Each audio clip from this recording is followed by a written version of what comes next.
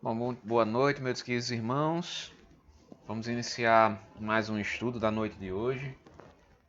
Deixa eu pegar aqui para a gente iniciar com a leitura preparatória, né? Como sempre, do livro Meditações Diárias. Deixa eu abrir aqui aleatoriamente.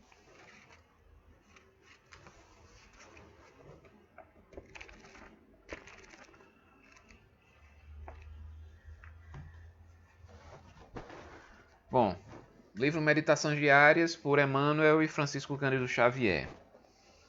Prece antes e depois. Antes de observar a presença do mal, roga ao Senhor para que teus olhos se habituem à fixação do bem, a fim de que depois não te converta a oração em requerimento desesperado.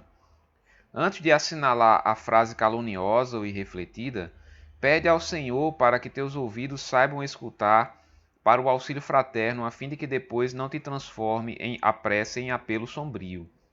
Antes de caminhar na direção do poço em que se adensam as águas turvas da crueldade, implora ao Senhor para que teus pés se mantenham na movimentação do trabalho digno, a fim de que depois não se te transfigure a petição em grito blasfematório.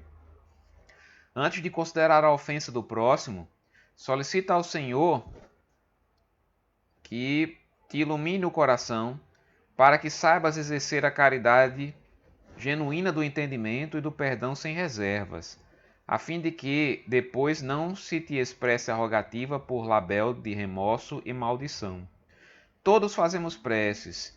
Depois que o sofrimento nos convoca à expiação regenerativa, quando o processo de nossas defecções morais já coagulou em torno do nosso espírito o cáustico da aflição com que havemos de purificar os tecidos da própria alma.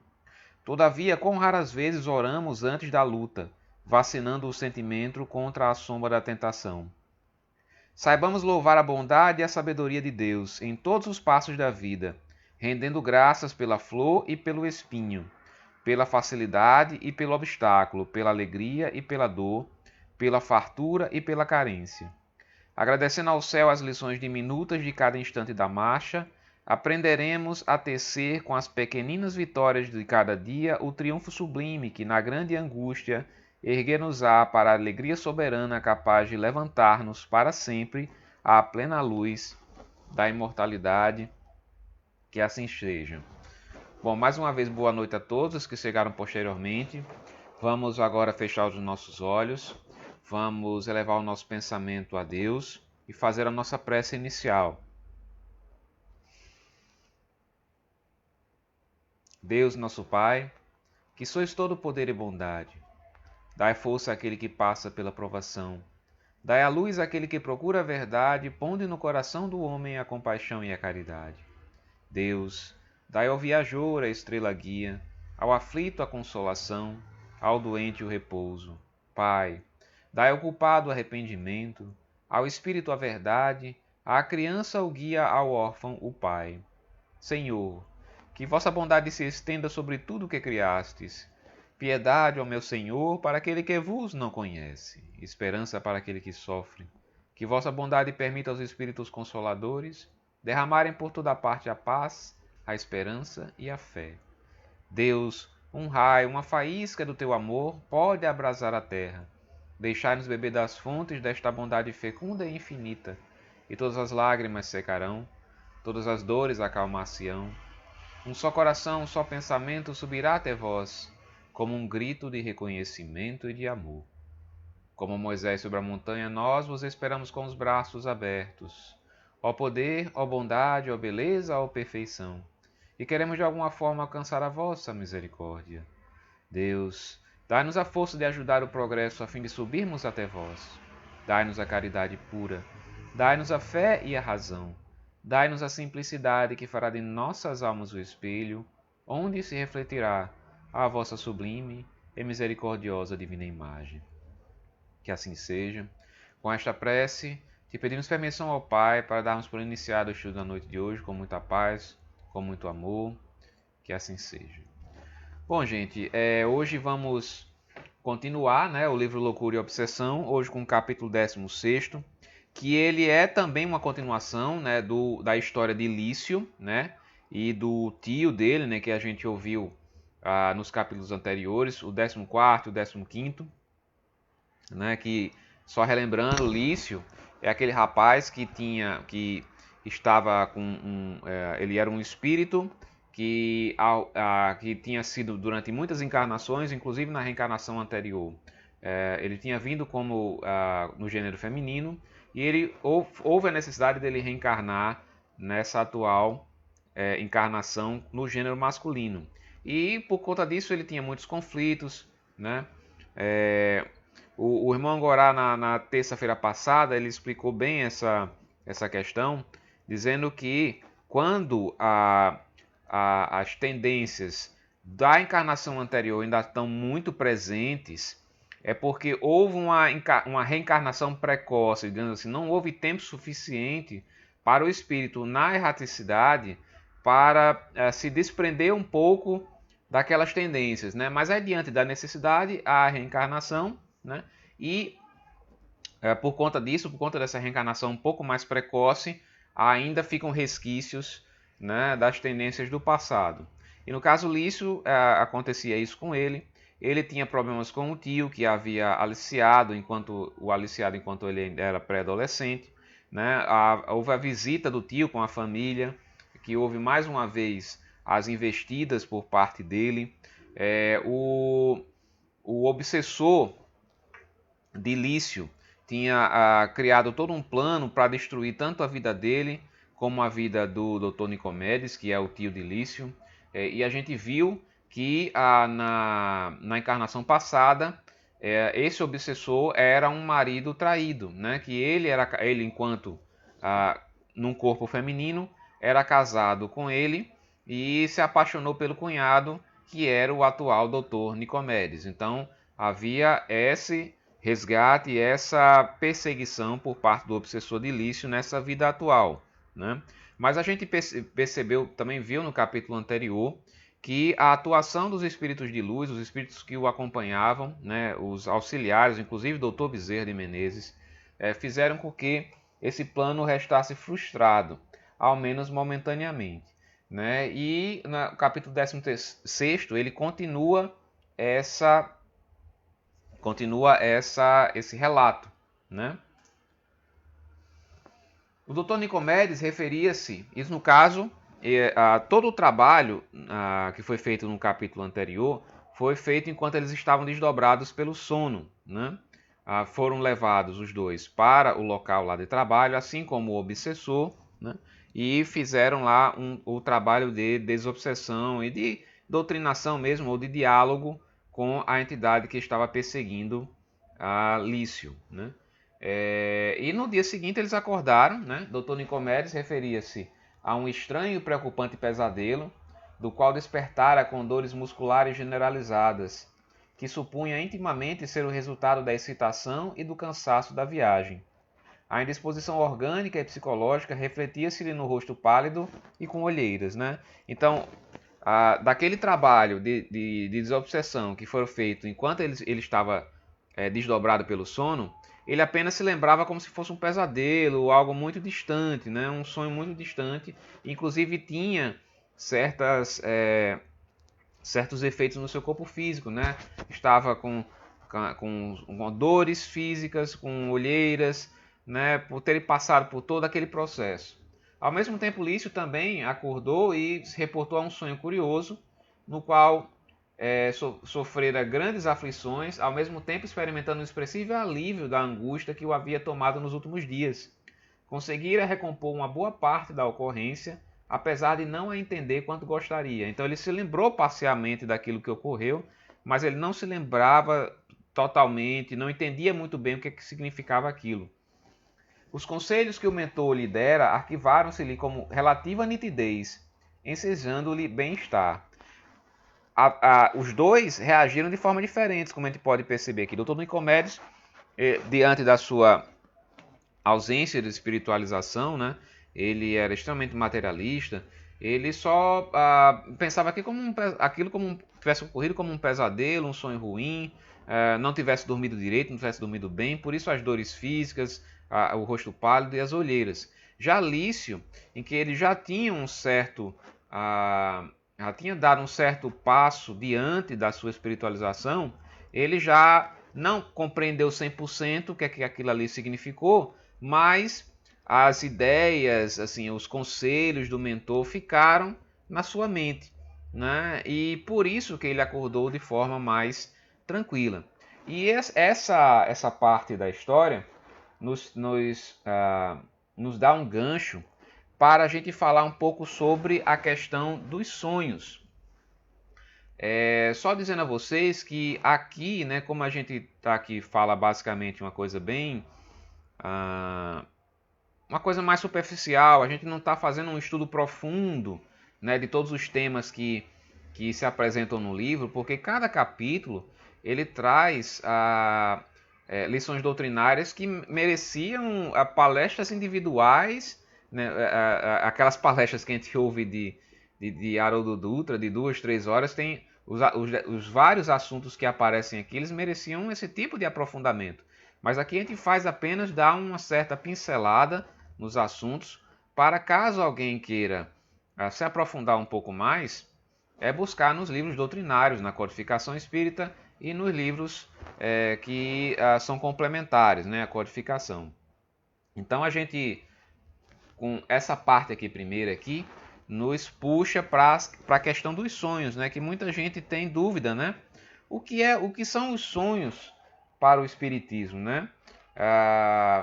Nós sabemos que muitos psicólogos, muitos profissionais, eles tentaram estudar a questão dos sonhos. O próprio Freud, né, tem um livro específico sobre sonhos, mas a visão que é colocada por esses profissionais, né, esses sábios, né, profissionais, eles veem muito a questão material do ser humano. Eles não pegam a questão espiritual. E justamente o espiritismo, ele traz uma certa luz em cima daquilo, dos princípios básicos da doutrina, né? O que a gente pode saber um pouco, há um certo esclarecimento com relação a isso no próprio Livro dos Espíritos. Para quem quiser olhar depois, a partir da questão número 400, né, que ele fala bem especificamente sobre a questão dos sonhos. Aqui eu vou dar uma rápida pincelada para a gente ter basicamente uma ideia do que é que podem ser esses sonhos, né? E como eu disse, quem quiser se aprofundar um pouco mais, lá no Livro dos Espíritos, a partir da questão número 400. Aí eu trouxe para vocês aqui justamente a questão 402, que ela é um texto bem grande e eu tirei uma parte da resposta, né, que se pergunta sobre a questão da definição de sonhos, né, e os espíritos respondem aqui nessas questões. Então tá lá, nessa parte lá da resposta, a questão 402 do Livro dos Espíritos, né? Sonho é a lembrança do que o espírito viu durante o sono, né? Então nós sabemos que durante o sono nosso espírito ele se desdobra, né? Ele sai do corpo físico, fica ligado ao corpo através de um cordão fluídico, né? Que é claro que se esse cordão fluídico fosse rompido, haveria o desencarne, né, do espírito, né? Mas no sono é justamente ao desdobramento, né? Quando é o sono, digamos assim, o sono mais profundo mesmo, né? Não aqueles cochilos que se tira quando ainda se tem uma certa noção da realidade, ou então aquele sono mais leve. Não, é aquele sono mesmo profundo, né? Das altas horas da madrugada, em que há sim o desdobramento do corpo físico, né? Então o sonho ele é uma lembrança daquilo que o espírito viu, né? Só que vem a questão, será que tudo que a gente se lembra do sonho, né, que a gente se lembra no dia seguinte, é o que de fato aconteceu? Nem sempre, né? Existem várias circunstâncias, vários elementos que precisam ser considerados aí para que aquilo que a gente se lembre no dia seguinte seja realmente de fato aquilo que o nosso espírito viu enquanto estava desdobrado pelo sono. E continue aqui a resposta. Notai, porém, que nem sempre sonhais. Que quer isso dizer? Realmente, eu sou uma pessoa, por exemplo, que são poucas as vezes que eu me lembro do sonho. Normalmente eu tenho um sono extremamente pesado. Eu adormeço e só acordo realmente pela manhã e há poucas as vezes em que eu me lembro do sonho. Tem alguns que eu lembro, alguns sonhos que são recorrentes, né, de coisas que acontecem de forma recorrente, como por exemplo, de vez em quando eu sonho com um tsunami, né, com uma onda gigante. Isso é muito recorrente, desde de muito pouca idade que eu sonho com a questão do tsunami, né? Bom, pode ser algo de uma vida anterior, pode não ser, pode significar outra coisa, mas enfim. Mas nem sempre a gente sonha. E o que quer isso dizer? Que nem sempre vos lembrai do que vistes, ou de tudo o que haveis visto enquanto dormíeis, né? Então, assim, é porque quando a gente não acorda e acha que não sonhou, é porque a gente não se lembra daquilo que viu, né? Não se lembra de nada, absolutamente de nada. Pode até ficar algo no subconsciente, mas na memória mesmo não fica nada. É que não tendes então a alma no pleno desenvolvimento das suas faculdades. Muitas vezes apenas vos fica a lembrança da perturbação que o vosso espírito experimenta à sua partida ou no seu regresso, acrescida da que resulta do que fizestes ou do que vos preocupa quando despertos. Olha aqui um elemento interessante. Um dos pontos que devem ser considerados, né, nos sonhos, principalmente naquilo que a gente se lembra, né, ao acordar, são coisas da nossa própria realidade enquanto despertos, que podem se misturar a aquilo que a gente viu enquanto estava desdobrado pelo sono. Então, muitas vezes, o que a gente se lembra do sonho, na verdade, foi algo que a gente viu durante o dia, né? E misturou com o que a gente viu enquanto estava desdobrado pelo sono, e a gente acorda se lembrando daquilo, mas na verdade foi algo que a gente viu no dia anterior. Por exemplo, teve uma vez que eu sonhei com umas vespas amarelas e pretas, assim, até bem grandes, assim, tipo um ninho de vespas. E eu fiquei pensando, mas o que é que isso queria dizer? Aí eu me lembrei que no dia seguinte eu tinha visto um filme em que aparecia... não foi nem um filme, foi um vídeo no YouTube em que aparecia essas vespas em forma de desenho, né? Então, provavelmente eu remeti essa visão, essa coisa que eu tinha visto no vídeo no dia anterior, me misturei com um sonho e acordei me lembrando como se eu tivesse visto umas vespas amarelas e pretas no sonho. E na verdade pode nem ter sido isso. Pode ter sido outra coisa que eu tenha visto de verdade enquanto estava desdobrado pelo sono, né? A não ser assim, como explicaríeis os sonhos absurdos que tanto os sábios quanto as mais humildes e simples criaturas têm? Porque existem realmente sonhos absurdos. Quando a gente se acorda, se lembra, não, poxa, como é que isso acontece? Né? Tem muita gente que sonha voando, né? Isso provavelmente, às vezes também a questão do desdobramento pelo sono, né? Que o espírito ele levita, né? Ele volita, né? Outros sonhos também com coisas estranhas, com cenários estranhos.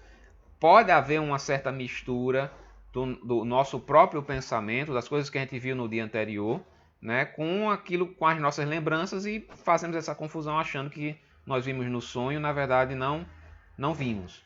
Acontece também que os maus espíritos se aproveitam dos sonhos para atormentar as almas fracas e pusilânimes. Então, assim, também é outro elemento que ele traz aqui. Além dessa possibilidade de lembranças de enquanto estávamos despertos, né, de misturar as lembranças, também existe a possibilidade dos espíritos, os obsessores, aqueles que nos perseguem e aqueles que estão ali somente para nos perturbar, também interferirem no nosso sono para também a incutir em nossas cabeças, nas nossas mentes, essas imagens perturbadoras, né? E isso faz com que a gente, às vezes, normalmente isso são pesadelos, né? Então, o que é que isso pode ocorrer? De coisas que a gente viu no dia anterior, pode ocorrer também de fatos, de imagens que os espíritos de má índole também incutem em nossas mentes, e também pode ser, né, de fato, aquilo que a gente realmente viu, né? Existem vários relatos de sonhos, né, em que visita determinados lugares. Eu já tive sonhos nesse sentido, de visitando locais com jardins bonitos. Uma coisa pode ter sido, pode não ter sido, né? Uma visita a uma colônia espiritual, a uma colônia nesse sentido. Já ouvi relatos também de pessoas que descrevem com detalhes uma colônia espiritual aqui em cima da nossa cidade, né? Inclusive descrevem o momento do desdobramento, né? De verem seu corpo dormindo, deitado na cama, né? Existem estudos e mais estudos sobre isso, sobre a projeção, né, do espírito, até técnicas para se fazer isso, mas aí é uma área que eu não domino. Realmente eu recomendo a quem se interessar a procurar a literatura especializada a respeito disso. Então, assim, mas tem pessoas que descrevem com os mínimos detalhes o momento da saída do corpo, o local em que eles visitam, depois o retorno ao corpo, né? Ou seja, nesse ponto, o sonho, entre aspas, de fato foi aquilo que realmente o espírito viu, né? Mas, como eu estou dizendo, não tem também como a gente, através só das nossas lembranças, sabermos que se de fato realmente isso aconteceu ou se era uma mistura de lembranças, né? Ou uma influência de algum espírito, né? Não tem como saber. É muito difícil a interpretação dos sonhos. Esse trecho aqui desse slide e nos 2 slides seguintes eu retirei de um texto da internet de um escritor chamado Ricardo Rossi, Felipe Rossi, e ele fala justamente sobre essa questão dos sonhos e o livro dos espíritos, né, a interpretação do espiritismo. É muito difícil a interpretação dos sonhos porque em desdobramento não é o nosso cérebro físico que registra as experiências fora do corpo.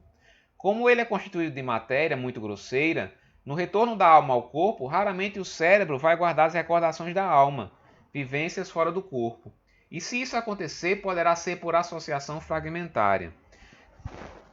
Ele diz que é difícil, mas não impossível, né? Como eu relatei aqui, tem pessoas que descrevem com bastante detalhe os sonhos que tiveram e se assemelham muito realmente a visitas, a experiências fora do corpo. Mas também não se tem, como eu disse, não se tem como saber se é 100% um relato fidedigno àquilo que de fato ocorreu, né? Mas uma coisa interessante que ele fala aqui é que é justamente isso. Quando o espírito ele se desprende do corpo, né, para o seu desdobramento, quando ele se desdobra, né, quem começa a aprender as coisas aquilo que se está vendo não é o cérebro físico, né? É o espírito, é a alma, né? Então, assim, quando a alma retorna para o corpo, vai haver uma certa confusão ali das lembranças das coisas que foram captadas pelo cérebro e pela alma não, e então fica aquela coisa misturada, né? Então, por isso esse relato de que nem sempre é fidedigno, né, o que os sonhos podem significar, né? Por exemplo, se você tiver medo de cobra no estado de vigília, né, normalmente acordado, numa experiência extracorporal, né, quando a experiência fora do corpo, que você passa medo, né, um pesadelo por conta de um filme que assistiu, etc., e retorna ao corpo com aquele sentimento, medo, o cérebro físico poderá associá-lo à cobra, né, já que você tem medo de cobra, né? Depois de despertar, você poderá se lembrar que sonhou com cobras e outras situações assustadoras, né? Então, assim, como eu disse, há uma grande mistura de pensamentos, né? Como no caso lá de Lício, por exemplo, que eu falei, ele compreendeu uma parte daquilo que o espírito dele viu enquanto desdobrado, não compreendeu 100%, né? Mas ele conseguiu absorver os ensinamentos das entidades, né? Dos mentores. Então, assim, o que é que isso significa? Que no caso dos sonhos, talvez a gente não deva se importar tanto com a imagem, aquela lembrança que vem, né, na nossa memória. Mas talvez seja necessário, seja mais interessante, nós nos preocuparmos com a mensagem, né? Ora, o que é que isso quer me dizer? Né? Se eu me lembro de alguma coisa, algum ensinamento, algo que me foi dito, né? A gente pode puxar pela memória, né? Uma coisa interessante de se fazer é quando, assim que acordar, você tem um cadernetazinho com a caneta ao lado da cama, e assim que acordar, anotar tudo aquilo que você se lembra, né? Porque a tendência é a gente se esquecer com o tempo. Então é interessante para a gente depois refletir sobre aquilo ali, né?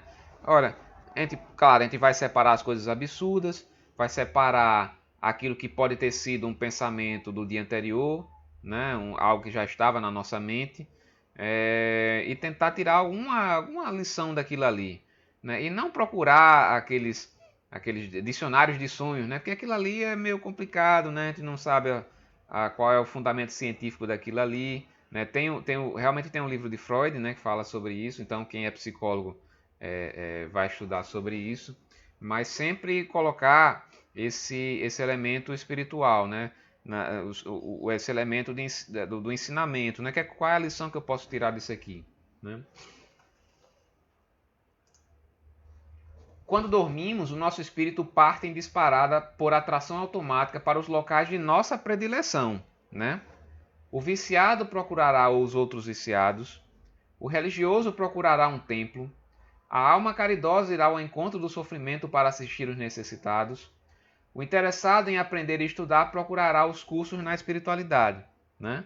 São exemplos do que a gente pode fazer enquanto desdobrados pelo sono. Eu me lembro que tem umas 2 ou 3 vezes que eu sonhei lá no centro, lá do Irmão Angorá, lá no local mesmo, e assim me lembrava perfeitamente no dia seguinte, né, o ambiente, ele mesmo ali. Então, quem sabe, né, realmente houve um desdobramento ali, não posso afirmar com 100% de certeza, mas é o que eu quero crer que tenha acontecido, né? Então, de acordo com a sua faixa de vibração, aquilo que você sente afinidade, quando você desdobra pelo sono, você vai procurar aqueles locais que você se interessa. Então, se você é uma pessoa viciada, você vai procurar aqueles locais que tem viciados em drogas. Se você é uma pessoa que tem problemas, que tem perversões sexuais, você vai procurar, enquanto dobrar pelo sono, locais que tenham essa aura de perversão sexual, né? E por isso que é tão importante a gente, que é justamente o slide seguinte, né? É muito importante o nosso preparo antes de dormir, né? Evitando programas de TV ou filmes de conteúdo negativo, por exemplo. A prece antes de dormir é um excelente recurso para que possamos ter bons sonhos, porque nos liga aos bons espíritos, garantindo-nos boas companhias espirituais. Então é muito interessante, é muito salutar que nós não esqueçamos de fazer a nossa prece antes de dormir, né?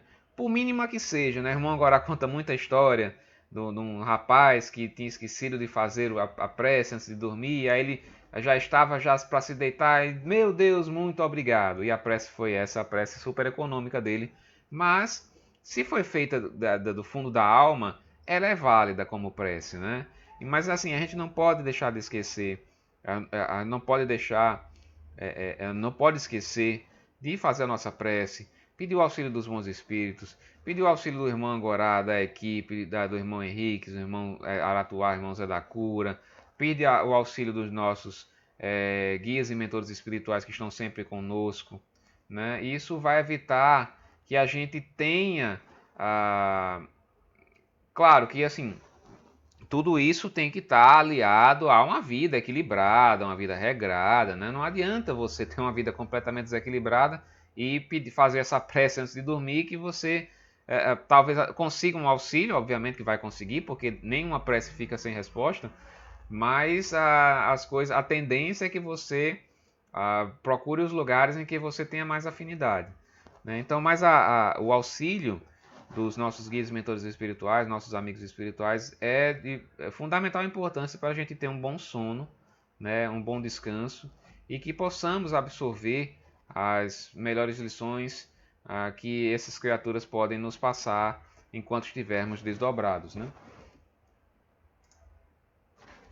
Nos dias, aí voltando à história de Lício, né, e Dr. Nicomedes, nos dias em que se sucederam por toda uma semana, os visitantes terminaram por sentir-se felizes e os implicados no problema conflitante puderam dialogar largamente numa tentativa de se auxiliarem mutuamente, transformando os desejos abjetos em sentimentos fraternos e elevados.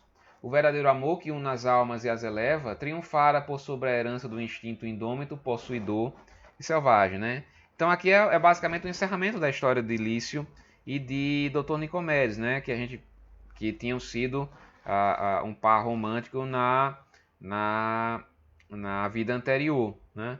Então, com a ajuda da equipe espiritual, Dr. Bezerra de Menezes, né, o plano foi abortado, né, o plano do perseguidor de Lício, né, e depois de todo aquele trabalho espiritual, eles começaram a se entender, a família toda começou a se entender, e eles tiveram a oportunidade de dialogar e ver que aquilo ali era um pouco de desequilíbrio da parte dos dois e que poderiam tratar aquele assunto de forma muito mais equilibrada, muito mais voltada, né, para o auxílio mútuo, né? Cada um com os seus problemas, com seus resgates a fazer, né? E um auxiliando o outro na forma da compreensão, da compaixão, da empatia, né? Que é se colocar no lugar do outro, né? Então, basicamente, a gente viu um final bem mais interessante para a história de Lício, o Dr. Nicomedes e a sua família, né? E o seu perseguidor, né? Aí, a partir desse momento, Manuel Filomeno de Miranda ele começa a fazer umas análises sobre o mundo que nós temos hoje, né? Em que há um certo desequilíbrio no comportamento das criaturas, né? Principalmente desequilíbrios sexuais, desequilíbrios no sentido de que a vida está muito voltada para o materialismo, sempre para a busca do sucesso, do prazer imediato, né? Do dinheiro a qualquer custo, né? E ele começa a fazer uma análise, começa a refletir sobre isso, né? E ele diz assim: a facilidade com que se expressam muitos estudiosos do comportamento, propondo liberação em vez de educação, vivência no desequilíbrio que pretendem dar cor de fenômeno natural, ao revés de reajustamento, confirma o materialismo da nossa cultura odierna. Ele diz que os próprios estudiosos que escrevem livros, os profissionais que tratam dessa questão do comportamento humano, uma boa parte deles defende essa liberação desregrada, né? Essa liberação da vida material, né? Que é o carpe diem, né? O aproveite a vida, aproveite o dia como se fosse o último, né? Em total desequilíbrio, né?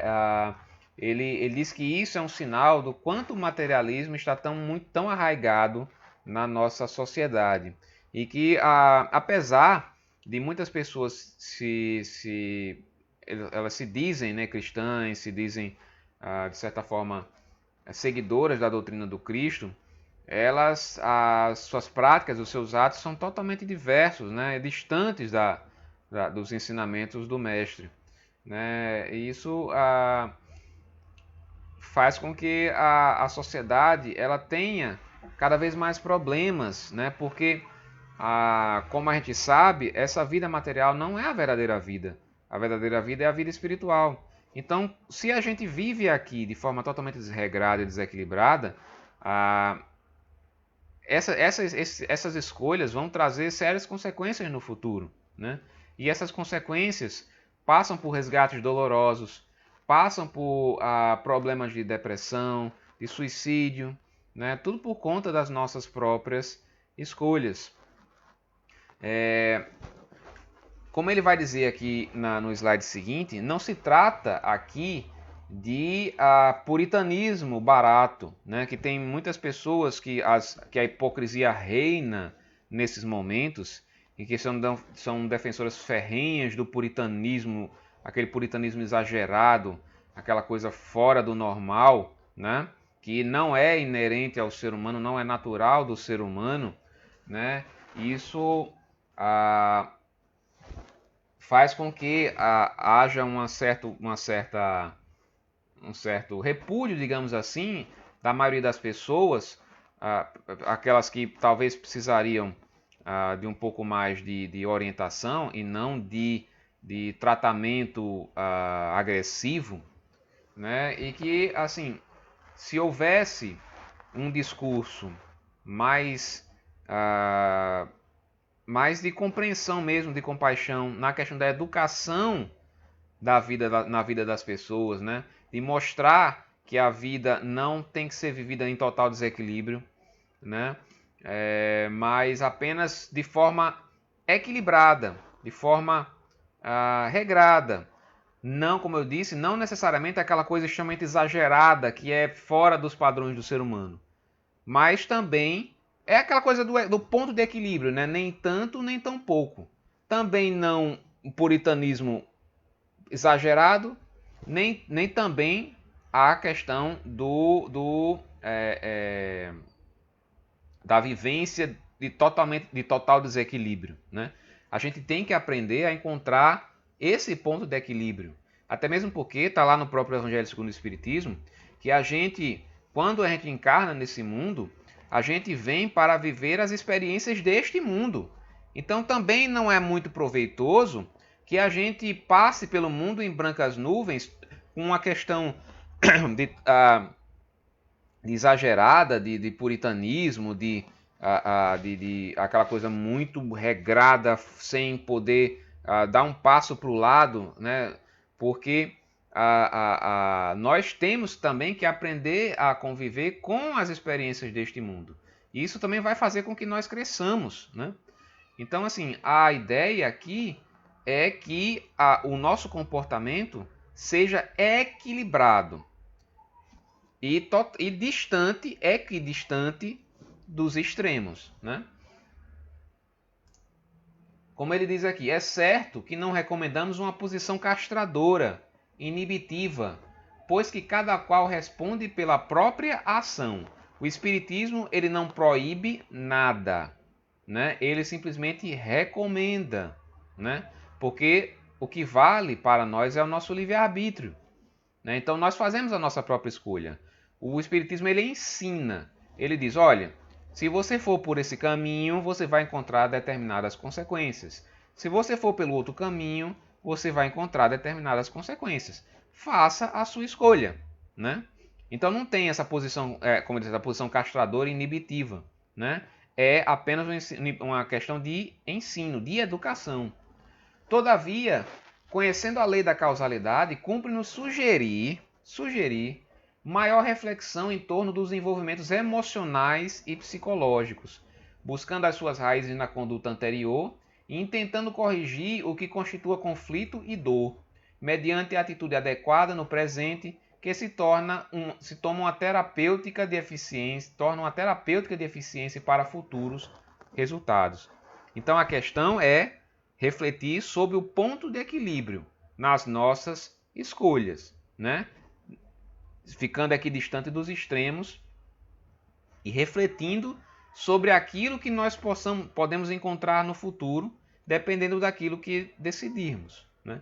Essa é a posição do Espiritismo, né? O respeito ao nosso livre-arbítrio é total, né? É total. Se nós quisermos fazer algo de errado, vai ser pela nossa própria vontade, né? E vamos arcar com as consequências dessa vontade pela lei de causa e efeito, né? Então, qualquer decisão que a gente tomar na vida, é muito importante nós refletirmos sobre isso. Independentemente seja uma grande decisão, uma pequena decisão, temos que refletir sempre sobre aquilo que nós podemos encontrar no futuro, né? E sempre fazer aquela pergunta que eu repito aqui muitas e muitas vezes.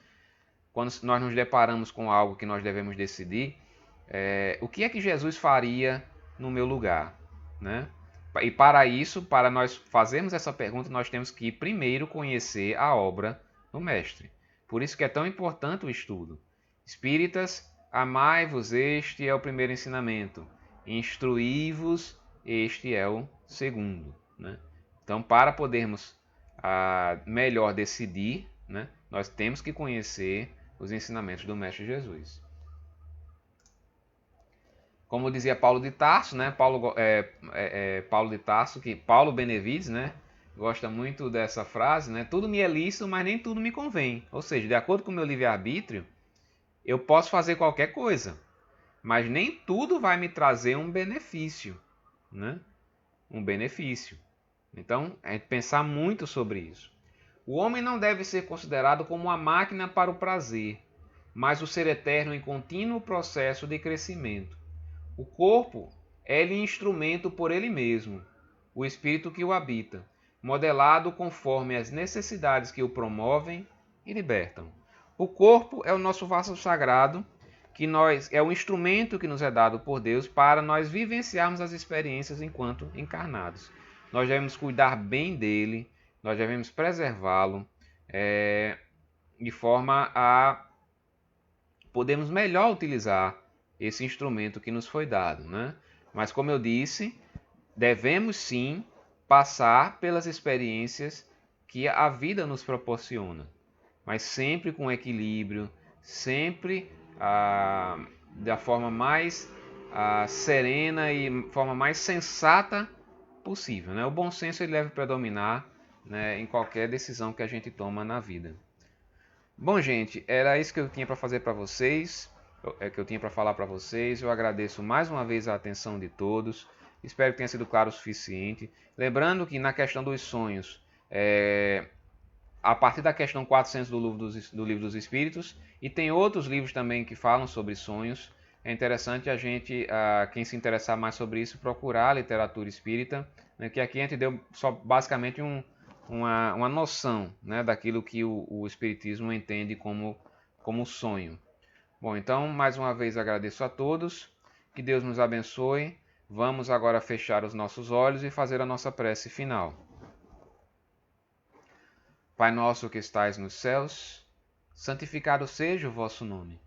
Venha a nós o vosso reino, seja feita a vossa vontade, assim na terra como também nos céus. O pão nosso de cada dia do corpo e da alma nos dai hoje. Perdoai as nossas ofensas e dívidas, assim como nós perdoamos aqueles que tanto nos têm ofendido. E não nos deixeis cair em más tentações, mas livra-nos, Senhor, de todos os males, porque teu é o reino, o poder e a glória para todo sempre. Que assim seja. Te pedimos permissão, ó Pai, para darmos por encerrado o estudo da noite de hoje, com muita paz, com muito amor, esperando que na próxima terça-feira, se assim for permitido, possamos continuar esse mesmo estudo, né, a continuar o livro aqui de Manuel Filomeno de Miranda. Bom, gente, repetindo, caso alguém tenha alguma dúvida ou assim, queira perguntar alguma coisa, eu estou 100% à disposição, meu WhatsApp, aqui pelo Messenger do Facebook também, quem quiser mandar, fique à vontade, tá certo? Bom, uma boa noite a todos, até a próxima semana, se Deus permitir.